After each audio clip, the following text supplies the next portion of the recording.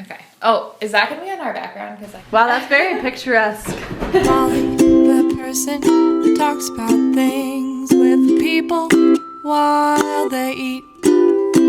Hello! Welcome. This is Emily, my friend. Hello. She is an ESFJ, and her dog is Do dogs have one? an INFP. No, I don't know.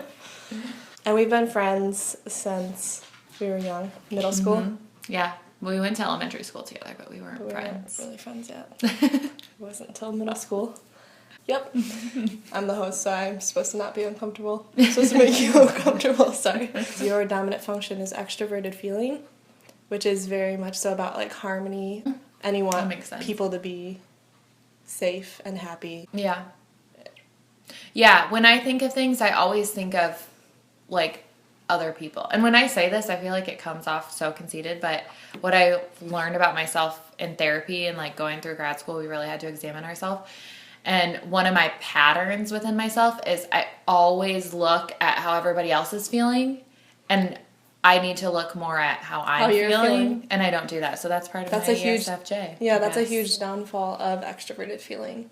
It's very empathetic and very much so reading the room and caring about other people and how they are, and sometimes not looking at their own needs and making sacrifices to like help other people feel more comfortable or happier. But then yeah, you're a person and you've got feelings and opinions. Right, and sometimes, like, I sacrifice my own feelings because I just want everybody else to be in harmony. That's spot on. What I lead with is introverted intuition, which is like looking for the deep meaning behind everything. So that's like what I do the most. So you're looking That for makes harmony sense in the with you. environment, and I'm all like, what does it all mean? Yeah, yeah. That makes sense. I don't get into too much about, like, the meaning of things, or, like I get super bored with that. You can, though. But it's like you just Are you saying that as rather an not. ESFJ No, I can, or as no. a person? As a person. Yeah, yeah. ESFJs don't usually prefer to.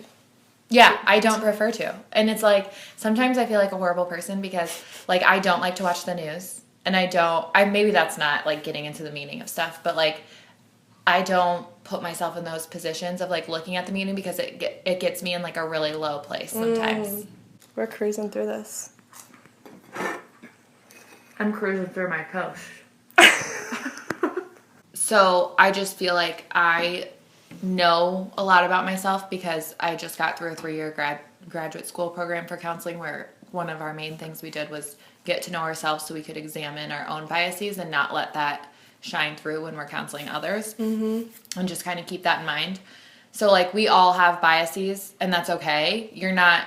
I have been able to get rid of some of them just by exposing myself to more diverse population or other things, but we're all going to have biases, and that's okay, but you just have to be aware of them. So I forget why that even came. Oh, because you were saying, like, it's funny that I described exactly like What extroverted feeling is. right, but I've been able to examine Because myself you're a aware lot. of Like, it. that was for 3 years what I did in class. I mean, other stuff too, obviously, but yeah, so, but I sometimes forget that, so it's good to talk about it. Because we are who we are. Yeah. And it's good to be self-aware.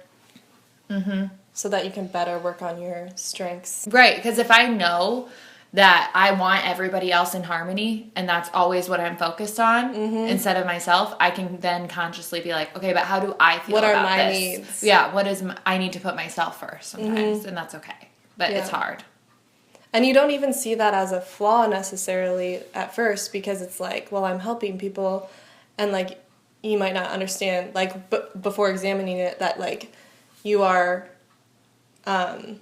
hurting yourself in a way because you're not looking into what you need. Like, you're not looking into your own needs, and you're just caring about other people, and that can be draining too. You and can't without help- realizing it. Right. You can't help other people if you're not helping yourself. It's like what they used in grad school is the analogy of like when you're on the airplane and you have to give yourself the oxygen before you give your kids the oxygen. Because if you don't give yourself oxygen, then you can't take care of anybody else. So that's why yoga has made a huge difference in my life, or even just like making myself sit down and read a book, or even though there's a million other things I can do. Forcing yourself to take care of yourself. Yeah. Self-care. Yeah. That's But super see, important. yeah, I think it is too. But I don't think that everybody realizes that. So, like, I think in every profession there's burnout. And I think that that's the main reason why. Because people go and they work so hard, especially in America. Like, we work so hard, like, at least 8 hours every single day. And then we don't come home and take care of ourselves. We come home and we feel like we have to clean or, like, run our kids all these places. Or I don't have kids, but other people. And I think that's, like, if we all just took care of ourselves more, I think it would be Yeah, a a little bit place. each day even. Because hard work ethic is overvalued. You know, there are other things that need to be valued as well and considered in your daily life. The garlic salt is a nice touch. I always put that in my guacamole. So then I tried it on my avocado toast one time and I was like, wow, this is really good. Your second function is introverted sensing, Okay. which, to sum up that trait, it's using what has worked in the past and applying it to new situations or to certain situations, like using garlic salt. Or, for example, you might, and it's also detail oriented, which could be perfectionistic. So it can be a very thoughtful trait. You can remember details, like you can remember that Molly likes monkeys or something.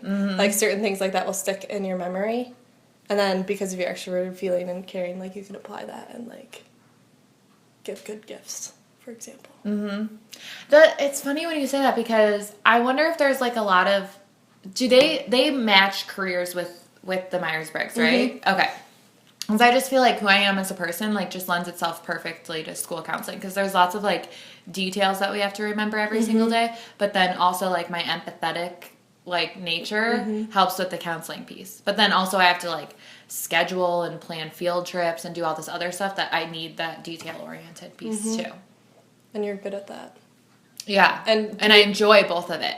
But I'm the kind of person, like, if I had to be in that empathetic, like, counseling state all day long, I would go crazy. Like, I need a little bit of breakup of, like, the scheduling and field trips and going into classrooms and stuff like that. Lunch duty, just, like, fun. Well, lunch duty's not fun, but just, like... Lunch is fun. Not... I don't know how, like, thank God for counselors, like, clinical counselors, like, Steph. Like, how you sit in for 8 hours a day and just, like... do this one-on-one all day long. That's hard. That could be really draining as well. I think any task in excess is draining. Yeah. We need breaks. The self-care thing. Avocados and advocates for self-care. Yes. I'm a big advocate for self-care. I think also, like, making sacrifices in relationships is very valued because of, well, one, you see it in the movies a lot, like just people sacrificing, you know, for other people. And so you don't think of, like, you think of that as just, like, such a good thing, you know? Yeah. Because it's... Yeah. And it is valuable to make some sort of sacrifices in relationships, but it's also, like, you need to think of yourself, too. When people do things for themselves, I think they feel bad. And that's something I worry about, like, when Alex and I have kids, because, like, right now yoga is so important. And Alex will go and work out, and it's fine. Like, we don't have to be together 24/7 at night. You know, we can go do our own thing. But when we have kids, I think it's going to be harder for me to be able to take that time. I'll have to just do it in a different way, probably. But there's definitely a guilt that comes with it that you have to, like, get out of your system. Yeah. You know what I'm wondering, like, and I think I've talked to you about this before. I get really confused with, like, the extrovert part because I don't get energy from hanging out with other people. Like, I am an extrovert because I like being around people and I'm good at it. But, like, my energy comes from, like, being all by myself reading a book and maybe hanging out with my dog. Like, that's it. So sometimes I feel like maybe it's a spectrum. Like, I'm more towards the extrovert. I just told you have an introverted function as your secondary functions, right? So, like, introverted sensing is your second function. And so you need to go there, too. And all types have all functions. And so we have introverted and extroverted functions, and it definitely is on a spectrum. And that's one way of defining it, where you get your energy, but there's also like other ways of looking at it. It's not so easy because extroverts can need alone time and introverts can like people and get energy from people at times. I get energy from people at times. And so it just depends on like the certain person. Like everyone has their own, you know, dynamic and also their own functions. So there are different sorts of ways that people make decisions and also go through life and process. And then what's an ambivert? I've heard this phrase recently, and I could probably just Google it. I just haven't yet.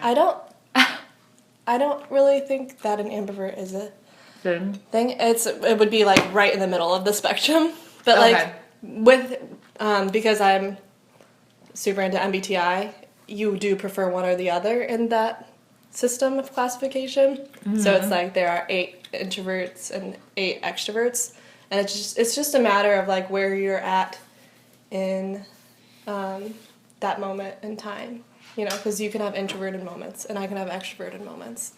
So that's kind of like a divide that is annoying, you know, like it's not so easy. Mm-hmm. And it's been oversimplified as like where you get your energy. It's like we get our energy from so many different things. Yeah. The whole introvert extrovert debate is annoying to me. Like, I don't really care. I mean, you know what I mean? People love talking about that. Like, what about it? They just love to talk about, like, whether you're an introvert or an extrovert. And there's, like, always, like, articles about it. Or, I don't know, maybe it's just more in, like, the counseling world. I don't know. Yeah. I think also because... And then people feel bad if they're an introvert. Sometimes. Yeah. Or they feel, like, cool. Like, I'm edgy and moody. Yeah. Which is weird. It is funny, though, because I would rather be, like, more extroverted. And I've always felt that. And I think because of my family, too. They're all like, talk to people, go out there, put yourself out there. And but sometimes even extroverts aren't good at that stuff. Like, yeah, right? I feel like we fake it, well, not to generalize, but, like, me as an extrovert, like, people think I'm good at that, but on the inside, I'm like, oh my gosh, this is so awkward right now. But I don't show it on the outside. We were talking about that last night. Yeah. So, in certain situations. Some situations I'm very comfortable. You don't feel as bad being less authentic. Like, in certain situations. Mm-hmm. You're saying, you're like... yeah. You phrased it more funny. You're like, I don't care if I'm fake. Yeah. I mean, nobody likes fake people, but, like... If I pass someone in the grocery store, I'll say hi because that's a nice thing to do. Like, I'm not just going to be like... And you'll have a conversation and... Right. I'm not just going to... I think it's more rude to just be like, I didn't like you in high school. I don't like you now. Bye. You know what I mean? This is getting way more theoretical than I have. This video is in 2 parts. And so we're going to describe each other and talk about similarities and differences in the next video. So go to the next video and... subscribe. I'm pointing at things, but I don't know what they are. I don't usually say to subscribe, but I felt like courage too, just then. And I have a question. Do you guys think that she should put ads on so she gets paid? I say yes. Comment below. I don't think so. So be honest. If you feel like you really appreciate how there's no ads, then say no, don't put ads. But if you really think like, yeah, girl, make some money. Okay, do you have any other questions for them? For the peeps? Yeah. The peeps? No. How do you like this authentic ESFJ and avocados? In my dream there was a fire. You grabbed the things that you desired. I told you not to, but you did it, and you made it out alive. So what's the problem? We both survive.